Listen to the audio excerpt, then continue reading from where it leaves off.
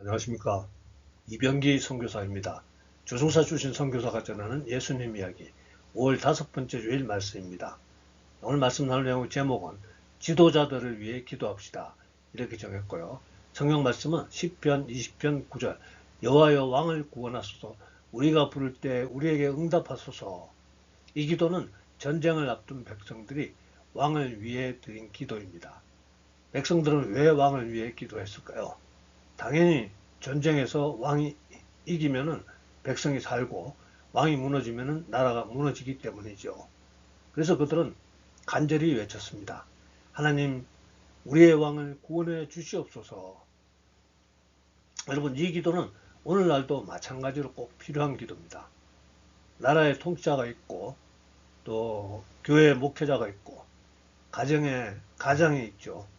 그리고 그 지도자 한 사람이 무너지면은 많은 사람들이 함께 흔들립니다. 그래서 우리는 지도자를 위해서 기도해야 합니다. 왕을 구원하소서. 기원전 700년경 남유다가 잔인하고 난폭한 강대국 아수르 군대에 의해 완전히 포위되었습니다. 도망갈 길도 없고 싸울 능력도 없습니다. 더군다나 적군은 성을 포위하고 큰 소리로 하나님까지 비방하면서 남유다 항복을 독촉합니다. 완전히 끝난 상황에서 남유다 왕 히스기야가 선지자 이사야에게 사람을 보내 기도를 부탁합니다. 그러자 이사야 선지자는 바로 하나님의 응답을 전해주는데요. 너 히스기야는 두려워하지 마라. 내가 한 영을 그의 속에 두어 그로 소문을 듣고 그의 본국으로 돌아가게 하고 또 그의 본국에서 그에게 칼에 죽게 하리라 하셨느니라 하더라. 히스기야 왕과 그 백성들은 다소 안심을 했었을 것입니다. 이번에는 아수르 왕이 남유다 히스기야 왕에게 직접 편지를 보내서 위협하며 항복을 독촉합니다. 그러자 히스기야는 이번에는 직접 자기가 그 편지를 들고 성전에 들어가서 하나님 앞에 편지를 내려놓고 울면서 기도합니다. 하나님, 아수르 왕이 보낸 편지 한번 보시옵소서. 우리 하나님 여호와여, 원하건대 이제 우리를 그의 손에서 구원하옵소서. 그리하시면 천하 만국이 주 여호와가 홀로 하나님이신 줄 알리이다 하니라. 남유다 왕 히스기야의 기도였습니다. 그러자 하나님의 응답이 바로 선지자 이사야에게 이렇게 내려왔습니다. 너희 왕 히스기야의 기도를 내가 들었노라. 저 고약한 아수르 왕은 내가 갈고리를 코에 꿰고 재갈을 입에 물려 왔던 길로 돌아가게 하겠노라. 내가 너희 나라를 보호하리라. 그 말씀 그대로 아수르 왕은 자기 나라로 도망갈 수밖에 없게 됩니다. 열왕기하 19장 35절에 이 밤에 여호와의 사자가 나와서 아수르 진영에서 군사 18만 5천 명을 친지라. 아침에 일찍 일어나 보니 다 송장이 되었더라. 뿐만 아니라 하나님 모욕하고 그 때문에 자기 군사를 다 잃고 자기 나라로 도망간 아수르 왕은 얼마 후에 자기가 섬기는 우상 신전에서 그 우상계의 제사 지내다가 반역자들에 의해서 살해됩니다. 비록 하나님 믿지 않더라도 절대로 하나님을 모욕하는 말을 하면은 안 됩니다. 오늘 주제와 관련된 성경 이야기는 여기까지 하겠습니다. 히스기야 왕이 절대절명의 순간에 했던 첫 번째 행동은 바로 하나님의 사람을 찾는 것이었습니다. 솔직하게 말씀드리면 누구나 하나님의 사람에게 기도 부탁하고 싶어 합니다. 오늘 이야기에 등장하는 이사야 선지자처럼 하나님의 응답을 바로 가지고 오는 하나님의 사람 만나기는 쉽지 않습니다. 정말 다행스럽게도 저는 하나님의 음성을 전해주던 여러 명의 하나님의 사람을 만날 수 있었습니다. 그분들을 통해서 제가 큰 위로를 받았고 또 어려운 시기를 잘 견뎌낼 수 있었습니다. 혹시 하나님의 음성을 전해주는 그런 분을 만난 적이 없는 분들을 위해서 제가 경험했던 내용 중에서 일부만 조금 소개하겠습니다. 그분들도 우리와 똑같이 많은 인간적인 약점을 가지고 있습니다. 한마디로 그다지 훌륭한 분들이 아닙니다. 훌륭한 분들 중에서 하나님의 음성을 듣는 분을 찾지 마십시오. 훌륭한 분들은 하나님의 음성을 잘 듣지 못합니다. 고린도후서 4장 7절 우리가 이 보배를 질그릇에 가졌으니 이는 심히 큰 능력은 하나님께 있고 우리에게 있지 아니함을 알게 하려 함이라. 여기서 사도 바울이 말하는 보배는 예수님의 생명 또는 복음을 의미하지만은 하나님의 음성을 듣는 은사를 의미할 수도 있습니다. 즉 질그릇처럼 보잘것없는 사람을 하나님이 특별하게 사용하신다고 생각해도 좋겠습니다. 또 그러나 하나님께서 세상의 미련한 것들을 택하사 지혜 있는 자들을 부끄럽게 하려 하시고 세상의 약한 것들을 택하사 강한 것들을 부끄럽게 하려 하시며 자, 제가 약점이 많은 하나님의 사람에 대해 이렇게 소개하는 이유는 우리 주변에 약점 많은 크리스천들에 대해서 무시하거나 비난하지 마시고 좀 더 따뜻하게 대해 주시라는 것을 말씀드리기 위해서 하는 것입니다. 하나님은 그분들 통해서 우리에게 하나님의 음성을 들려주시는 경우가 참 많이 있기 때문입니다. 다시 오늘 주제로 돌아가겠습니다. 히스기야 왕이 절대절명의 순간에 했던 두 번째 행동은 자기 스스로가 하나님을 찾아 기도했었습니다. 히스기야는 위기상황에 도망가지 않았고요. 인간적인 방법 도모하지 않았고요.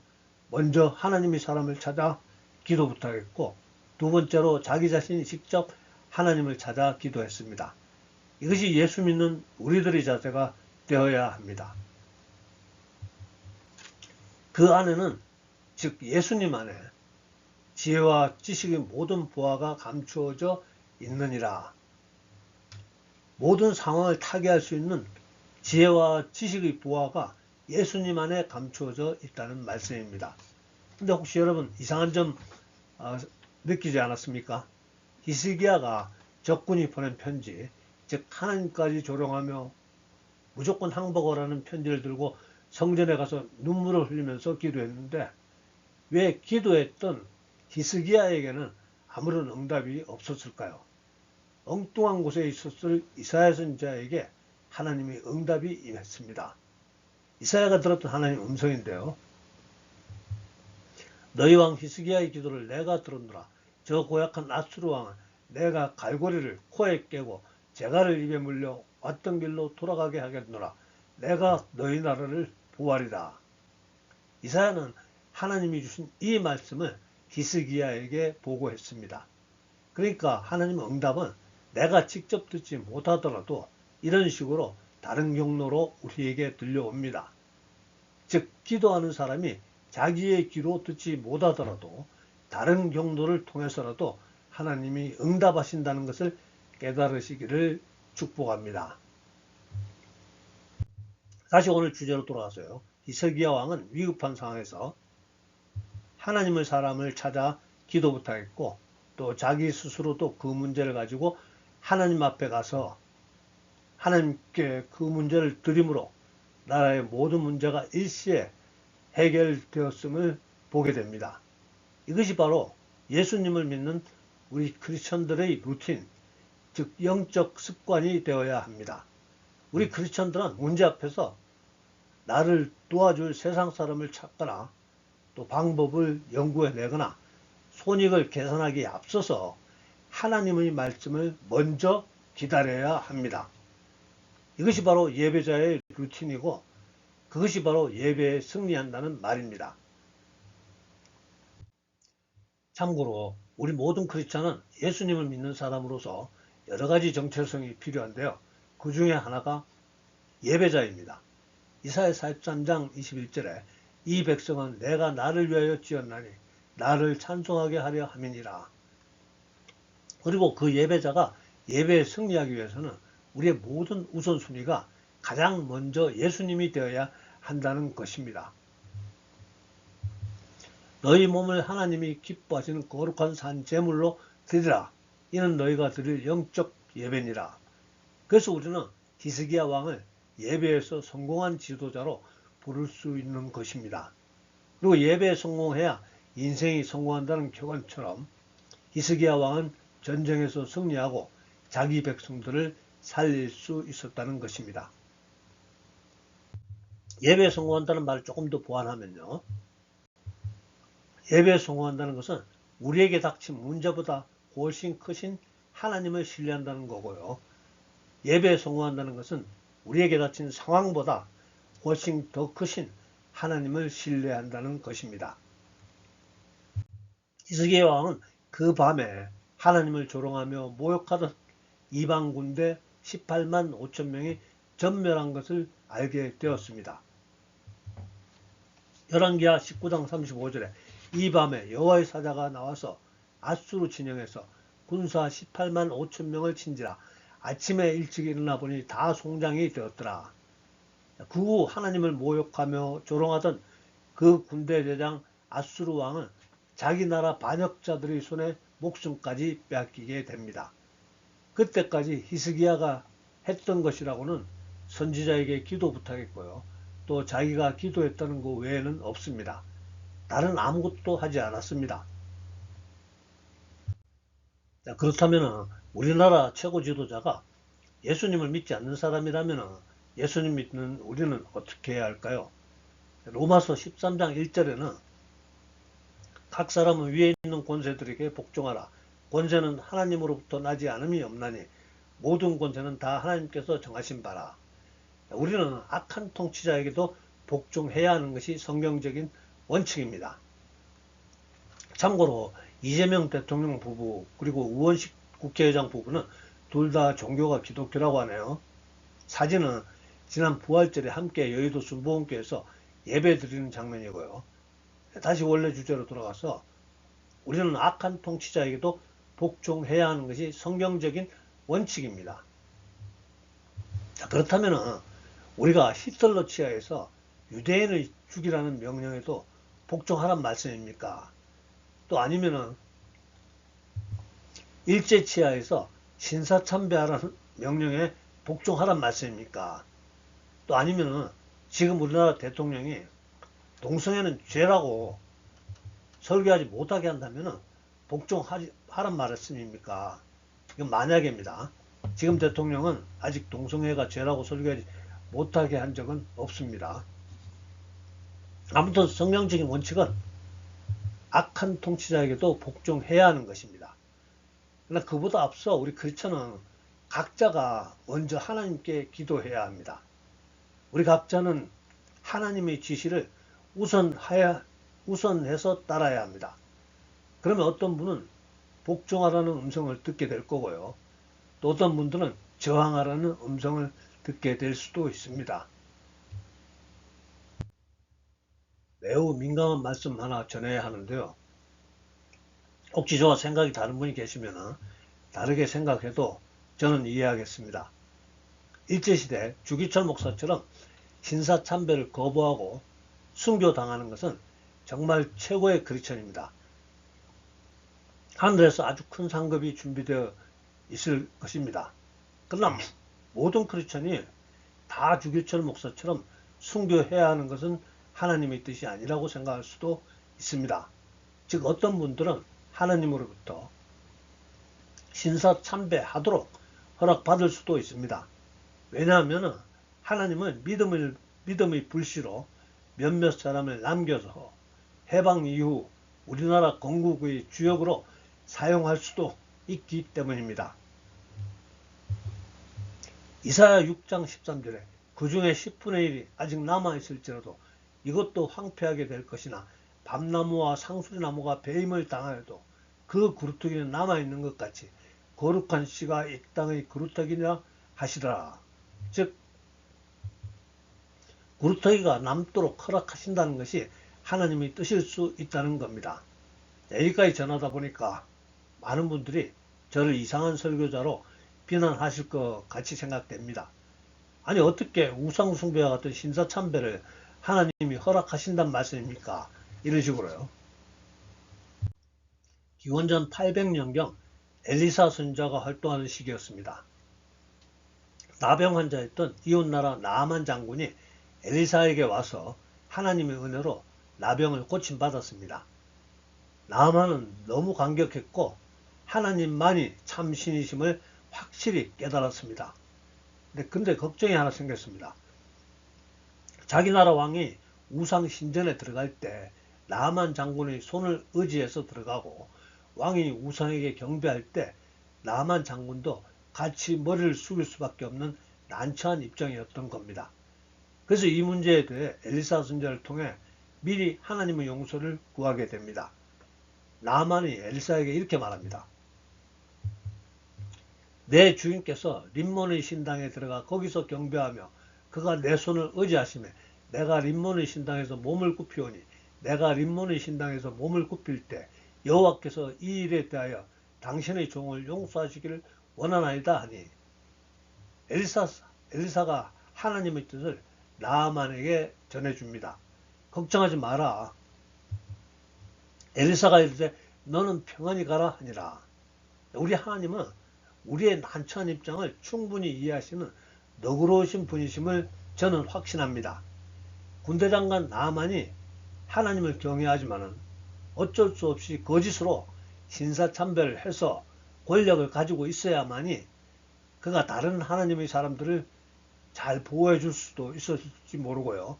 또 어쩔 수 없이 거짓으로 신사참배해서 권력을 가지고 있어야만이 나라의 정책을 만드는데 하나님의 뜻을 반영할 수도 있었을 수도 있기 때문이라고 생각할 수 있습니다. 다시 신사참배에 대해 이야기로 돌아가서요. 만약에 믿음 좋고 유능한 사람들이 다 신사참배를 거부해서 순교당했었다라고 한다면 우리나라 건국 이후에 얼마나 큰 혼란을 겪었을지 또 모른다는 이야기입니다. 즉 믿음 좋고 유능한 사람들이 다 순교당했었다라고 한다면 어쩌면 우리 남한마저도 공산화가 될 뻔 하였다는 것을 한번 생각해 보시기 바랍니다. 아무튼 저와 생각이 다른 분들이 좀 계시더라도 저를 너무 미워하지 마시고 그냥 설교자가 믿음이 좀 부족한갑다 이렇게 이해해 주시기 바랍니다. 뿐만 아니라 하나님은 우리에게 악한 통치자를 위해서도 기도하라고 하셨습니다. 예레미야서 29장 7절 너희는 내가 사로잡혀 가게 한 그 성읍의 평안을 구하고 그를 위하여 여호와께 기도하라. 이는 그 성읍이 평안함으로 너희도 평안할 것입니다. 우리가 적국에 사로잡혀 갔다 할지라도 그 적국의 평안을 기도하라는 하나님 말씀입니다. 디모데전서 2장 1절 후반부에서 2절까지 모든 사람을 위하여 간구와 기도와 도구와 감사를 하되 임금들과 높은 지위에 있는 모든 사람을 위하여 하라. 이는 우리가 모든 경건과 단정함으로 고요하고 평안한 생활을 하려 함이라. 도구는 다른 사람을 대신해서 기도 드리는 것인데요. 중보 기도라고 해도 됩니다. 아무튼 우리는 악한 통치자를 위해서도 기도해야 합니다. 진실은 우리가 그 악한 자를 지지하기 때문에 위해서 기도하는 게 아니고요. 우리를 위해서 악한 통치자가 통치를 잘하도록 기도하라는 말씀입니다. 나라의 통치자가 어떻게 하느냐에 따라 나라의 평안이 결정됩니다. 2차 세계대전 당시 윈스턴 처칠이라는 영국 총리가 있었는데요. 당시 영국은 매일 밤 거듭되는 독일의 공습으로 거의 무너질 위기였다고 합니다. 도시가 무너지고 국민들은 두려움에 빠져 있었고요. 그때 통치자 처칠은 포기하지 않았습니다. 국민들 앞에 서서 이렇게 외쳤습니다. 우리는 결코 항복하지 않을 것입니다. 1940년 6월 4일 영국 하원에서 한 유명한 연설인데요. 우리는 항복하거나 패배하지 않을 것입니다. 우리는 끝까지 싸울 것입니다. 우리는 프랑스에서 싸울 것이고요. 우리는 바다와 대양에서 싸울 것이고요. 우리는 자신감과 힘을 길러 하늘에서 싸울 것입니다. 어떤 대가를 치르더라도 우리의 땅을 지켜낼 것입니다. 우리는 해변에서 싸울 것이고요. 우리는 상륙지점에서 싸울 것입니다. 우리는 들판과 거리에서 싸울 것입니다. 우리는 언덕에서 싸울 것입니다. 우리는 절대로 항복하지 않을 것입니다. 그 한 사람의 결단과 리더십이 나라 전체를 살렸다고 합니다. 만약 그때 처칠이 포기했더라면 영국은 역사 속에서 사라졌을지 모릅니다. 그때 처칠이 포기했더라면 전 유럽이 나치 독일 히틀러의 손에 들어갈 뻔 했었습니다. 여러분, 지도자 한 사람이 중요합니다. 그래서 우리는 지도자를 위해 기도해야 합니다. 우리의 왕을 구원하소서. 또 교회 목회자가 사역을 어떻게 하느냐에 따라 교회의 평안이 결정되겠죠. 가정의 가장이 어떻게 하느냐에 따라서 가정의 평안이 결정됩니다. 그러니까 우리들이 공동체를 위해서, 우리 자신을 위해서, 우리들의 지도자들을 위해 기도해야 합니다. 여호와여 왕을 구원하소서. 우리가 부를 때 우리에게 응답하소서. 우리의 가정도, 우리의 교회도, 우리의 나라도 지도자가 무너지면 함께 무너집니다. 그래서 우리는 지도자를 위해서 기도해야 합니다. 하나님, 우리나라 대통령을 지켜주시옵소서. 하나님의 뜻을 존중하는 통치를 하게 해 주시옵소서. 무엇보다도 언제나 지혜로운 결정을 하게 해 주시옵소서.